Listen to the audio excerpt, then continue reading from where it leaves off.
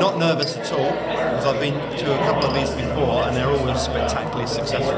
And when it starts the way that this meeting started, it was just normally I mostly see people on our floor, like brew makers, we're like BFFs with them, or other people on our platform because we have like similar conferences that we go to.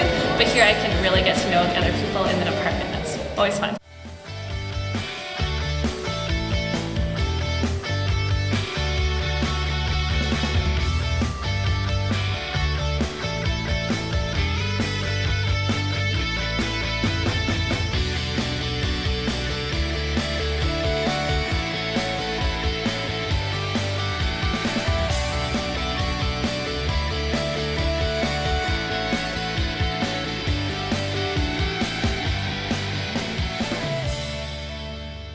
My project is studying heterogeneity within the cell types of the human placenta and investigating how the organ develops in early pregnancy.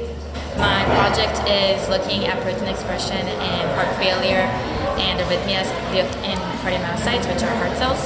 We both study GLP-1 secretion, but I actually look at the mechanism by which it gets released in the protein machinery involved in secretion. And I study how GLP-1 is secreted throughout the time of the day. How ADHD results from traumatic brain injury in a youth population. So one tip for oral presentations I would give is probably to tape yourself beforehand, because I think a lot of us have just little quirks that we do that we don't really notice. Like I used to say so many times, and you can really just notice when you tape yourself and listen back. So one tip that I would have for poster presenters would be to pretend that your judge is your friend.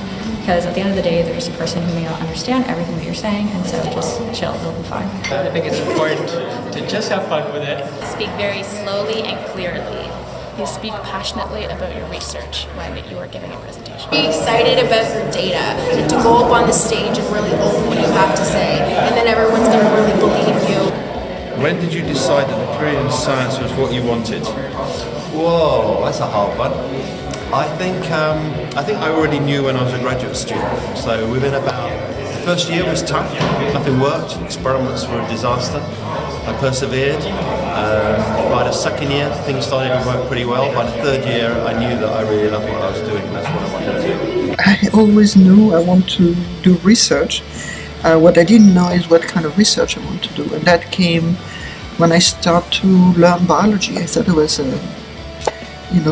try to understand how life works was one of the most fascinating things on earth.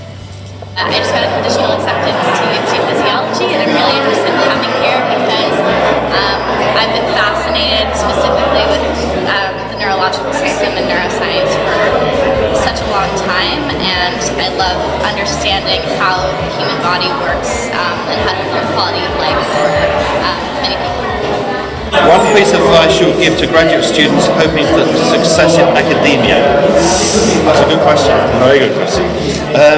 I think you just have to follow your passion and interests. If you're not really, really motivated, you can I'm not sure if I want to do this, then it's not for you. You've got to really, really want to do it, because there's great rewards. It's fantastic to feel you're making scientific contributions to scientific knowledge, but it's hard work.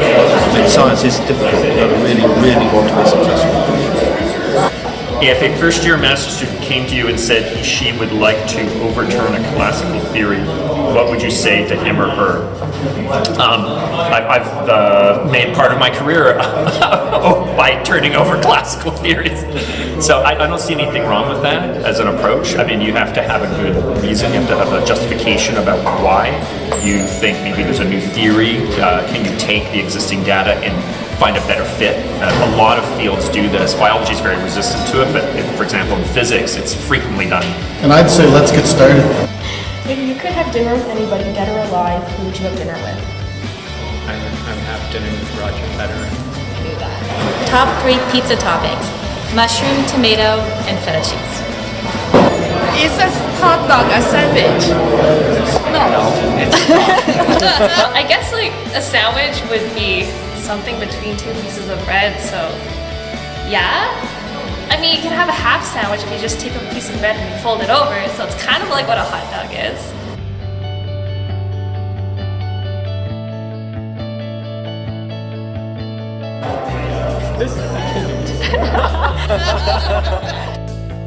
Yeah. Okay, no problem.